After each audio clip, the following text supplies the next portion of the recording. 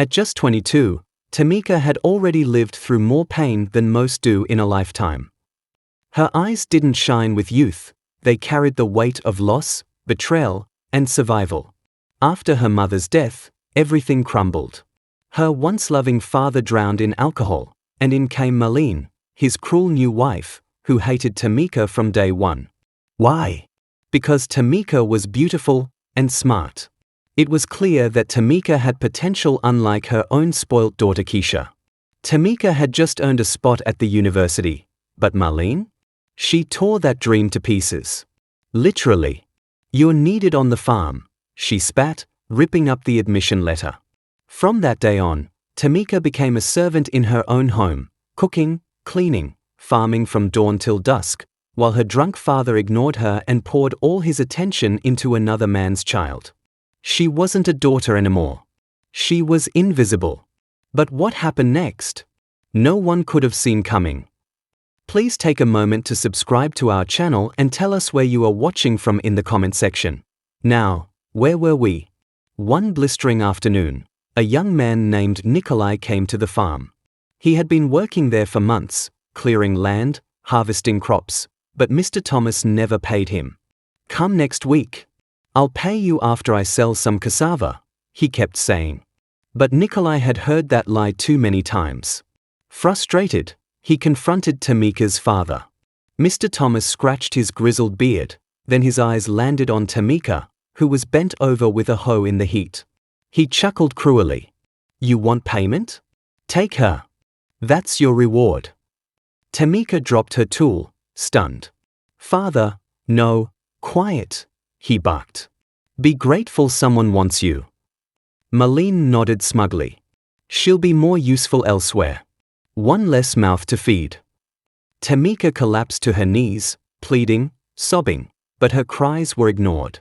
Nikolai, shocked by the cruelty, looked at her, dusty, worn, yet radiant in spirit. Something in her broke his heart. "I'll take her," he said quietly. And just like that, Tamika's life shifted. The ride to the city was long and dusty. Tamika had never been to the city before. She was very scared. Everywhere looked different. She saw tall buildings, cars with shining lights, people walking fast and noise everywhere. Tamika stared out the window, her emotions in chaos. She had left her home, painful as it was, with no certainty of what awaited her. She whispered a prayer. "Please, God, let him be different. Let there be peace. Please do not let this man beat me and abuse me like my father. God, what did I ever do to deserve this? God, I believe all things work together for good, but I do not see how my coming out of the deep ocean and jumping straight into the fire is working to my advantage. Lord, I need a break. I pray for peace and happiness. I don't need money, I just want peace." Tamika said this prayer in her heart 1,000,000 times till they arrived at Nikolai's house. Nikolai remained quiet during the trip, only glancing at her occasionally with concern. Eventually, they arrived at a calm, quiet neighborhood. Nikolai led her to a beautiful and tidy 3-bedroom apartment. He called it the servants' quarters. His place was behind the large home of a woman he worked for as a security guard. He explained the setup. The house owner, a kind, rich widow, allowed him to stay rent-free in exchange for maintaining security. To Tamika, the small house was a palace.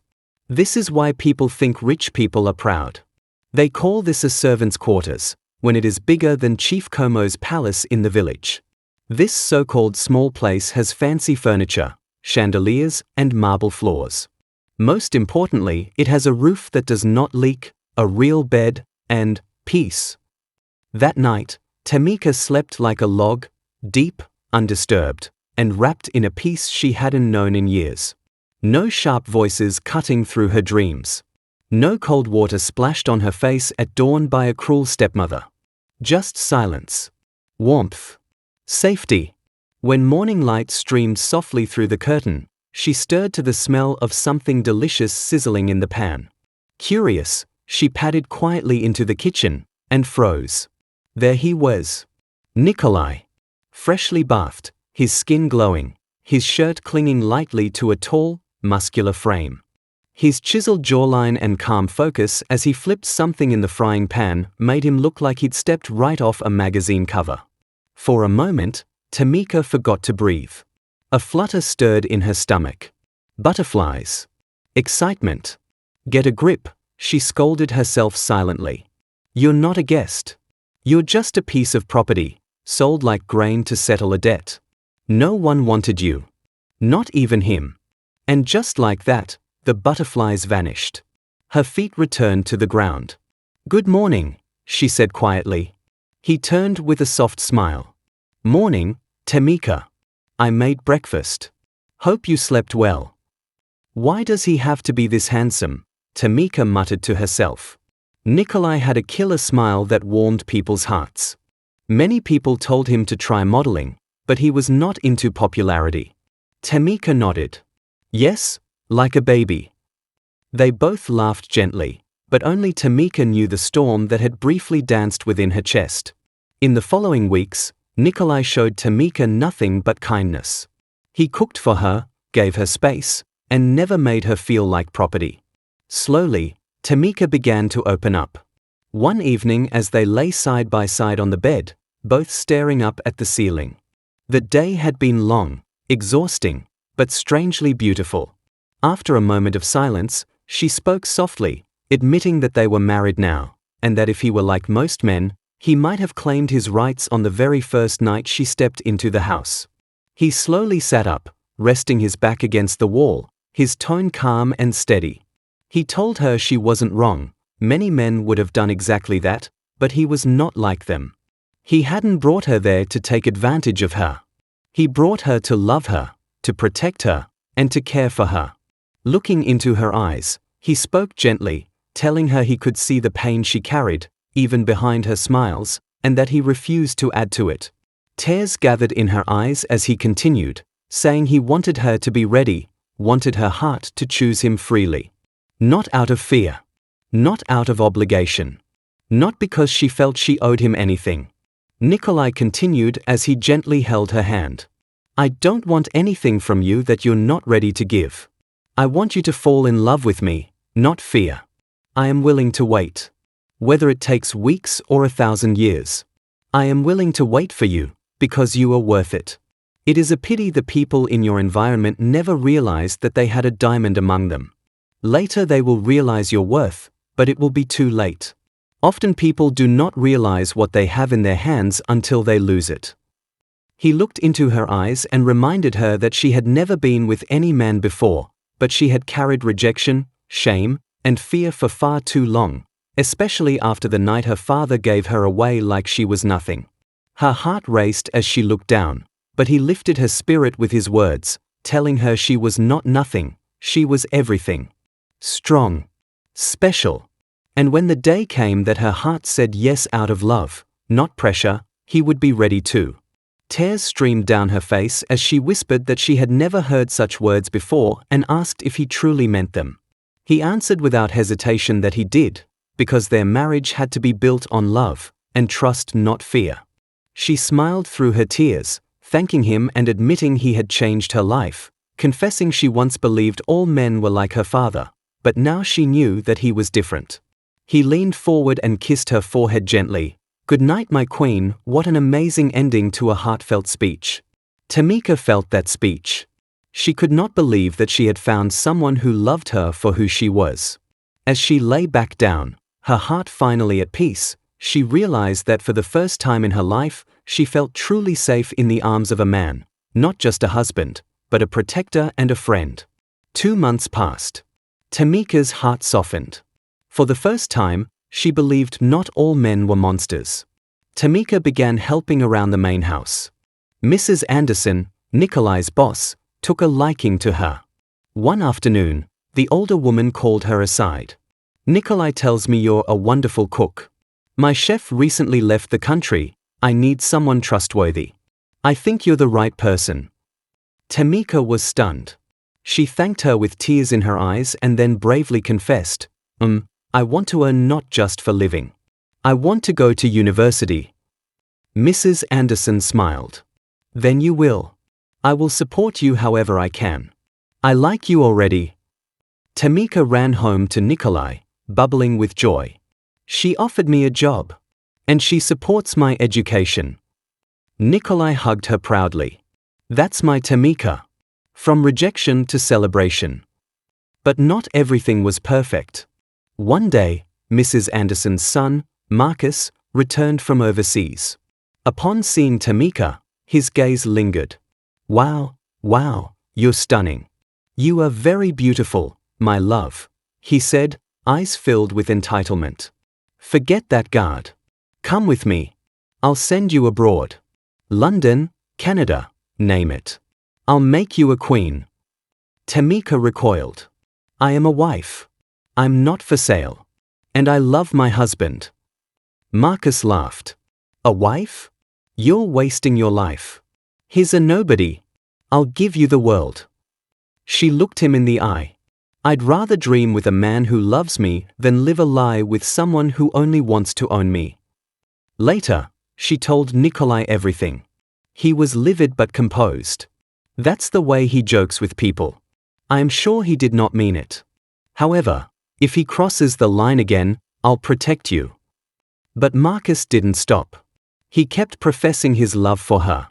How he would give her everything she wanted in the world if she dated him. He even showed her his investments and properties, but Tamika stood her ground. She was not for sale. Full stop. Eventually, Tamika went straight to Mrs. Anderson. I respect you. But your son has been harassing me. And when I rejected him, he said he'd pay Nikolai off to get rid of him or ask you to fire Nikolai. To her horror, Mrs. Anderson's response was not outrage, but consideration. My dear, she said calmly, maybe you should think about it.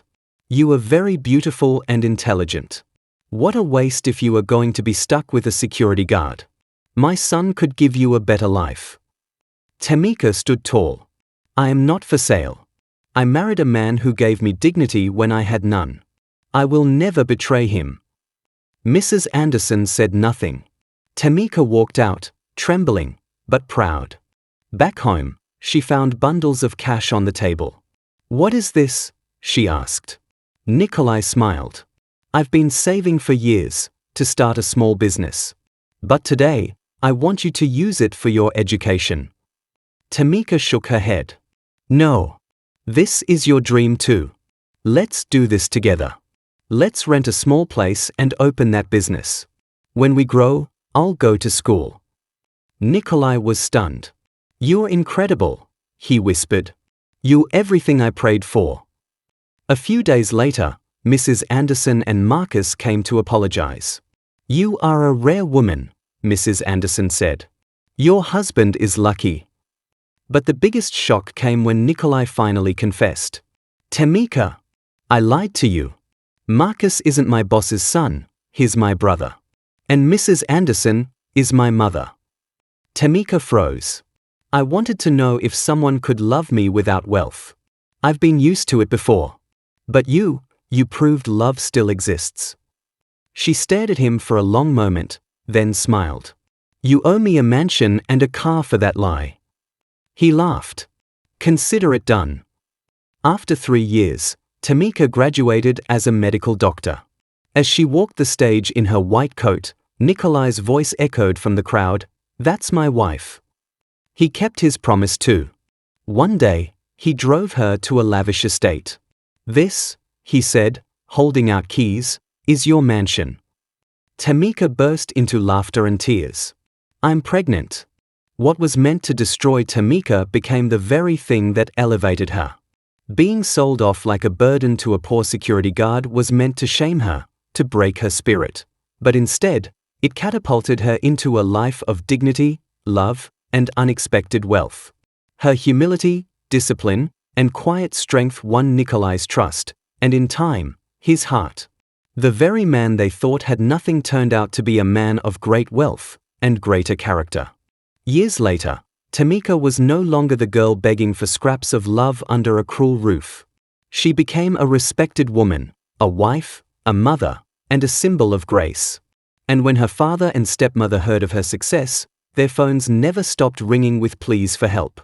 But Tamika had learned to set boundaries. She helped when it mattered, but never forgot how they had treated her. In the end, she married not just a rich man, but a man who truly loved her. They built a peaceful home, welcomed a beautiful son, and lived each day with gratitude.